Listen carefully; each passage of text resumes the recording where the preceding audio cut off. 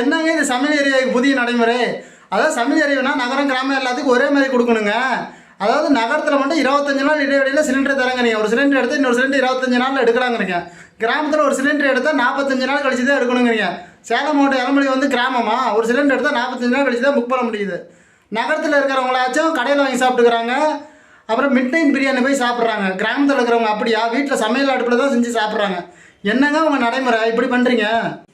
அதாவது பேருக்கு சொல்லும் போது மட்டும் ஒரே நாடு ஒரே ரேஷனுங்கிறீங்க, அப்புறம் ஒரே நாடு ஒரே தேர்தலுங்கிறீங்க. ஆனால் சமையல் எரிவாயுக்கு மட்டும் கிராமத்துக்கும் நகரத்துக்கும் இப்படி இடைவெளி கொடுக்குறீங்களே, என்னங்க நியாயம்?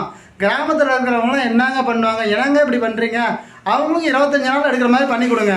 அப்புறம் உஜ்வாலா திட்டத்தில் இருக்கிறவங்க மட்டும் 330 ரூபா மானியம் கொடுக்குறீங்க. உஜ்வாலா திட்டத்தில் கேஸ் கனெக்ஷன் வாங்கினவங்கலாம் ஏனைங்க? வேறு சாதா கனெக்ஷன்லாம் வாங்கினவங்களா பணக்காரங்களா? கொஞ்சம் சிந்திச்சு பாருங்கள், நடைமுறையை மாற்றுங்க. வணக்கம், நன்றி. நான் உங்கள் ஃபேஸ்புக் சரவணன். டாட்டா.